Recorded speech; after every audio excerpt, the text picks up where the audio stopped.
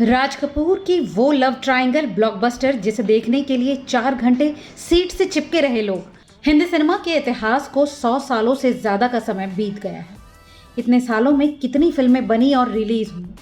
Hindi cinema के सुनहरे दौर में ऐसे ऐसे उम्दा सितारे हुए जो अपने फन में तो माहिर थे ही, साथ ही कला और कलाकार की गहरी समझ भी रखते थे। राज कपूर उन्हीं में से एक थे। फिल्मी पर्दे के आगे और पीछे के कलाकारों में अगर किसी एक शख्स का नाम लिया जाता था तो इस लिस्ट में सबसे ऊपर राज कपूर का नाम शामिल है। एक्टिंग, डायरेक्शन और फिल्म निर्माण में उन्होंने अपनी पूरी जिंदगी गुजार दी थी। साल 1964 में राज कपूर अपनी एक लव ट्रायंगल फिल्म लेकर आए जिसकी कहानी ने लोगों को 4 घंटों तक सिनेमाघरों में बैठने पर मजबूर कर दिया।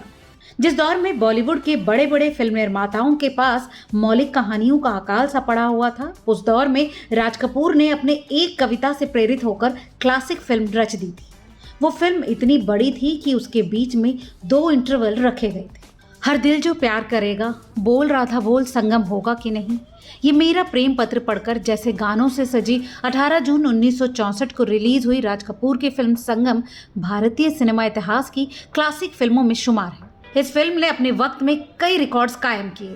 फिल्म के रोमांटिक सीक्वेंसेस पेरिस और स्विट्जरलैंड में फिल्माए गए थे। इसके अलावा संगम पहली सबसे ज्यादा लंबी फिल्म भी बनी जो 268 मिनट यानी करीब 4 घंटे की है। यही वजह थी कि इस फिल्म में 2 इंटरवल रखे गए। इसके अलावा ये राज कपूर प्रोडक्शन की पहली कलर्ड फिल्म थी। फिल्म के एक लंबे हिस्से की शूटिंग रोम, पेरिस, वेनिस और लंदन जैसी खूबसूरत जगहों पर हुई, लेकिन उन्हें विदेश में शूटिंग की परमिशन बड़ी ही मुश्किलों से मिली थी। दरअसल उस दौर में विदेशी करेंसी से जुड़े कानून काफी सख्त थे।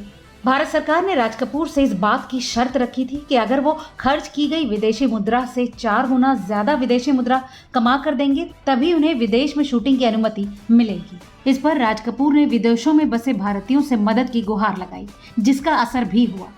श्रीचंद हिंदुजा ने 1 लाख ब्रिटिश पाउंड में संगम के राइट्स खरीद लिए। राज कपूर को फॉरेन में हुई विदेश की ग्रैंड शूटिंग के सीन्स फिल्म में रखना जरूरी लगा, जिससे फिल्म की लंबाई काफी ज्यादा हो गई और फिल्म में 2 इंटरवल तक रखने पड़े।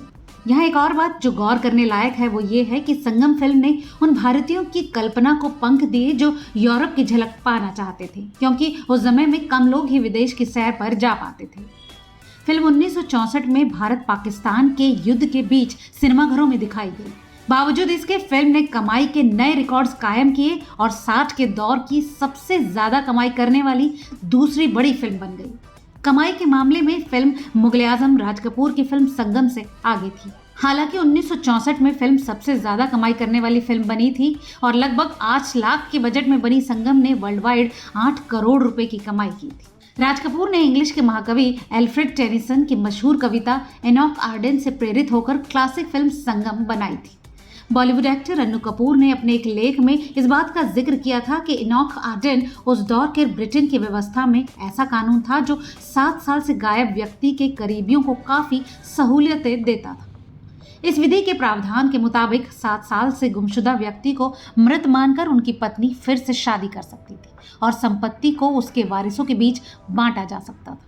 तो रिपोर्टर जी के सिनेमा स्पेशल में आज की इस रिपोर्ट में केवल इतना ही। इस पूरी कहानी पर आपकी क्या राय है हमें कमेंट करके जरूर बताएं और ऐसी तमाम और दिलचस्प खबरों के लिए देखते रहिए रिपोर्टर जी।